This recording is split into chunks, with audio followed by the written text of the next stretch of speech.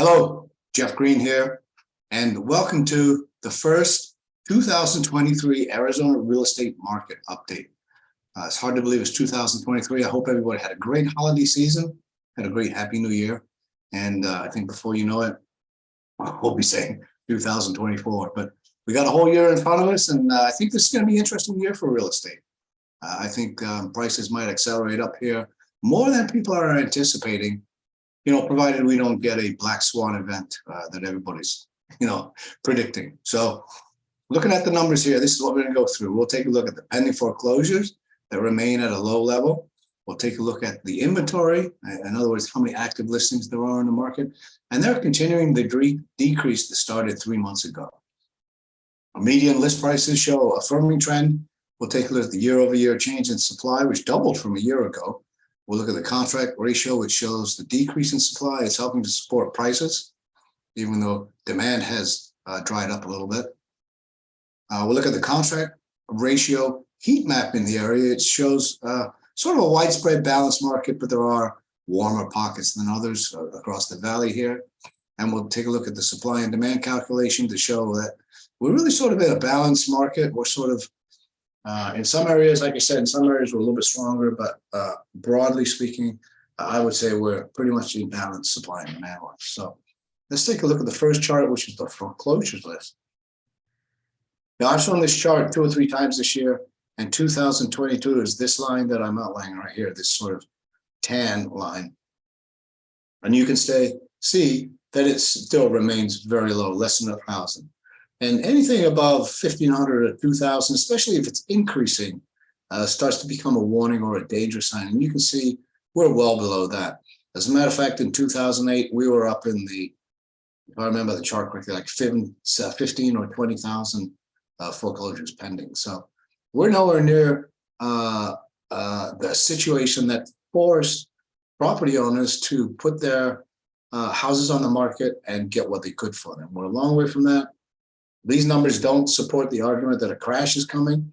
Although we have been through a pullback in prices, they pulled back from the top earlier last year of about 10 or 12%. So nothing to see on the foreclosures chart, nothing to see here, people. Please move right along. So like I said, I keep my eye on this, but there's nothing that's making me nervous on this chart. Let's take a look at the active listing counts.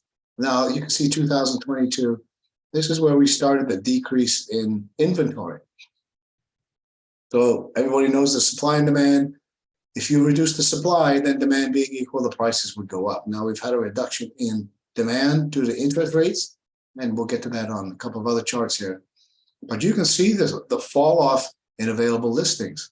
I talked to a lot of people, and many people have just stopped looking, not because they can't afford or don't want to buy a house, but because there's not much on the market. And quite frankly, there isn't a lot. There isn't a lot of variety on the market. There's some beautiful homes out there, but there's not a lot of them. And look what happened where we grew from earlier in the year, where there was, gosh, less than there is now. So, and this extremely low inventory is what helped accelerate the prices that went through the summer into the fall. So inventory and people listing their prices has a lot to do with, how quickly and what sort of price you can get for a house. Let's take a look at the active listing counts by square foot range. Now, I like this chart. What I did was I took off the larger homes because they tend to skew the numbers and make these numbers down here a little bit more difficult to see. So you can see these smaller properties here. They have not changed much in volume. They didn't increase in the amount of properties on the market, and therefore they're not decreasing much. Where the big increase and decreases were the 5,000 to 6,000 square foot and 3,000 to 5,000 square foot homes, and you can see that's where the properties are really coming off the market. Let's take a look at the next chart here, and that'll make these numbers seem a little bit clearer. This is the median listing price by square foot range. Now, as I mentioned on this chart also, I took off everything above 6,000 square feet because, like I said, that tends to skew these lines together and you really can't see what's going on. So let's look at E, which is about the 2,500 a 3,000 square foot home. And that's this line in here. And you can see the average listing price, 675. It grew from 445 in November of 18. But you can see here that for the most part, prices are sort of being that they were up at the peak in the sort of early middle part of the year, and they've come down, but they've sort of met this plateau, and now we're starting to see maybe some pricing pressure in this range. These smaller properties haven't varied much. They've certainly increased pretty steadily over the last year or two, but this is showing that we're really starting to see some firming of prices in the Phoenix metropolitan area. So let's take a look at the next chart, which is the year-over-year percent change in supply. So you can see, I mentioned on the front page here that back in February, we were at about this level. And even though we're pulling back a little bit, the year-over-year change is humongous. We've got twice as many on a year-over-year basis properties on the market that we had a year ago. So this is an interesting chart also that describes sort of supply. This is a chart that shows contract ratios. And somebody called me, it's a very good question actually. Somebody called me and say, hey, Green, what the heck are these colors over here? Do they reflect, these bars and activity over here? And they sort of do. The January, February, March are the blues. So you have to come down in January, February, March. The greens start in April. So that's these, and darker green is June. So these colors are the bars. They don't reflect activity, right? Because somebody will say, well, these are cooler colors. So did it cool off here? And yes, it did, but it wasn't indicated by the color. You have to come over here and look at these numbers, 0, 50, 100, 150, 200, and 250. This is a measurement of the buying pressure for properties on the market, and it's the percentage of listings that go under contract. So you can see here, it's the number of listings that go under contract measured weekly. So you can see here at this 100 level, this was an absolute frenzy, and this was the buying frenzy that we experienced here early in the year. You can see the contract ratio just increasing hugely. Now it's dropped down, and we're down to 32.3, but it's not dropping off, and I think that's sort of showing a support for prices. Homes that are in good condition and priced properly are getting contracts on them. I post properties that have been sold through our office on my social media on a regular basis. Properties are being sold. They're just not, the market is not as, let's say, robust as it used to be. Prices are being held up, even though sellers are giving concessions that buyers are using to lower the interest rate. So if you watch my video on interest rates in 2022, we ended in 2022, or I should say last week, at about 6.1%. Now, a seller concession could let you buy that interest rate down about 2% without too much challenge, and then the seller gets full price from the home. So let's say you're buying a $100,000 property. I know $100,000, but it doesn't buy you much anymore.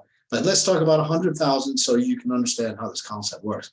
So let's say that person puts his house on the market for $100,000 and gives the buyer a 10% concession for mortgage rate for buy down.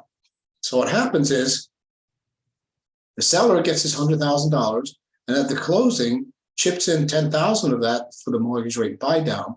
So the house price still stays at that $100,000, but the buyer gets $10,000 to buy the rate down. Now, if you can get a 2% rate buy down, so a little bit over 6, as it was last year, minus 2%, that gives you a 4% mortgage rate. That's pretty good. If you get a 3% buy down, which I've seen happen fairly often recently, you could get a 3% buy down with a seller concession would get you down to 3% mortgages. And, that's a very competitive mortgage rate. When you look at how much prices have come off the peaks since the middle of the year and sort of equate that to the interest rates that have gone up, the payment is about the same because you're paying less for the house, but your interest rate is higher. So If you're sitting on the fence thinking that you'll never get into a house, I would encourage you to give me a call. Let's look at your situation and see, especially if you're renting. If you're renting the average house, then in many, many, many cases, you can get into the average single-family home, 3-bedroom, 2-bath, couple-car garage, that sort of thing, for about the same payment. So don't wait until you think they've got to the bottom. I got a feeling that we may be seeing a bottom, in the fourth quarter of last year, depending on what happens in the first half of 2023. Now, usually in the Phoenix market, it becomes more active in January, so you might see a faster increase in prices. Don't wait, because you don't want to wait until we have another one of these situations where you just get frozen out from getting any contracts signed by the seller. So that's a little bit on contract ratios. Let's take a look at the contract ratio heat map. Now, this tries to show, or it does show, these are different zip codes in here. And these are the cities, of course, in the Phoenix metro area. And it's sort of, you take these colors over here, and you can see this green, which is a 30 to 60 number, is a balanced, warm market. Prices pretty firm to going up in many areas. And you can see there's a lot of Phoenix metro that's still in that balanced / firm market. There are some areas that are a little bit bluer, that are colder. You can negotiate more, a buyer can negotiate more on these sort of properties. But the bottom line here is, if you're working with a realtor, you need to make sure that the realtor understands these sort of dynamics in these different areas. And the reason is that is because what you don't want to get is into a situation like here, for example. This area is Anthem. Now, my mother lives in Anthem. She's got a real nice home up there, but it's a pretty warm market. You probably wouldn't want to go to Anthem and assume that you can negotiate, $50,000 or $60,000 off your average house. It's not going to happen. It's pretty firm. But if you look in these cooler markets, the stronger blues, like this zip code down here, or maybe it's sort of the downtown Phoenix, especially on the outskirts, you can get a better deal if that's where you want to buy. So you need to make sure that you know what the environment is where you're trying to buy a house. Now, I can reduce these zip codes into neighborhoods, streets. So it's a good idea to know what the heat map is for properties. It'll help you a lot in negotiations. Even if you're a buyer or a seller, you need to know what's going on in your marketplace. And you can see they vary all across the area.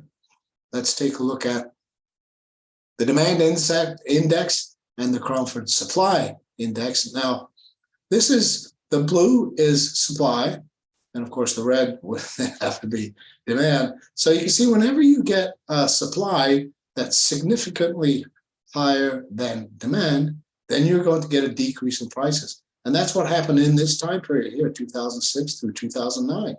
That's when you saw that price crash.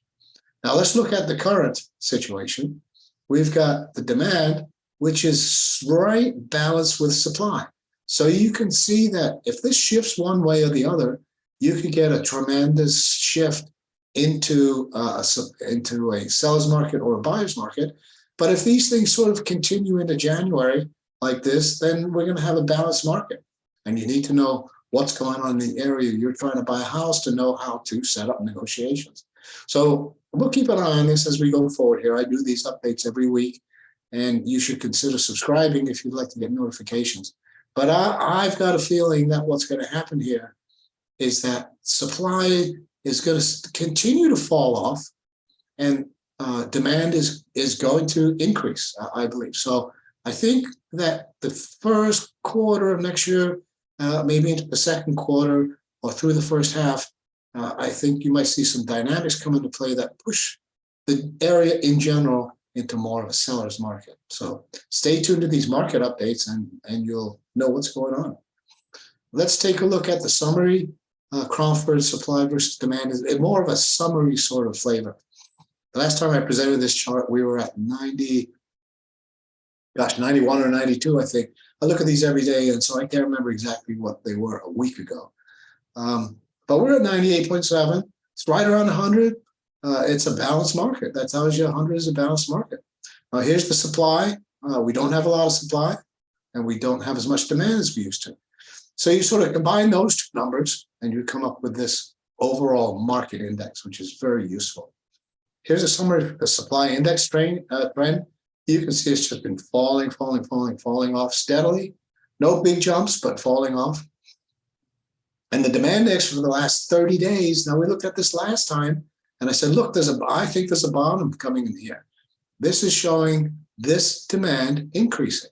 If the supply still drops and the demand continues to increase, I think we're going to get another move up in prices. So we'll see what happens as the weeks tick by here.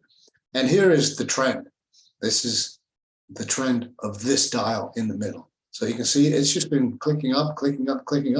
Back in this time period here, we were down in the 88s, which was pretty much getting towards a buyer market, not a crashing buyer market, but a market where a buyer might be able to have a little bit more strength in the negotiation side. So that's it. I hope this helps. Let me go through a summary. So pending foreclosures remain low. I don't think they're threatening. I'm not worried about foreclosures because I still look at the earlier indicator, which is mortgages late paid or not being paid on time. Active listings continue to decrease. We see a firming trend in median list prices. We've got twice the supply since last year. Contract ratio is showing a decrease in supply. It's helping support prices, and I think that has a good chance of continuing.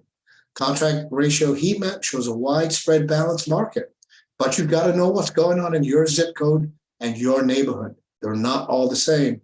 Make sure the house that you're looking at to buy or sell, you got to know what your supply demand balance is. And if you want to know, just give me a shout and I'll tell you what it is. Supply and demand calculations show an overall balanced market with demand increasing and supply decreasing. And that's a recipe for increasing prices. So that's the summary. Please subscribe to this channel if you want to get updates. There's some more online resources. You can go to this website and get just about everything you need. You can subscribe to this channel and you can get newsletter subscriptions by going to this link. So I hope that helps. Hope it's useful, and we will talk to you next week. Thanks. Bye-bye.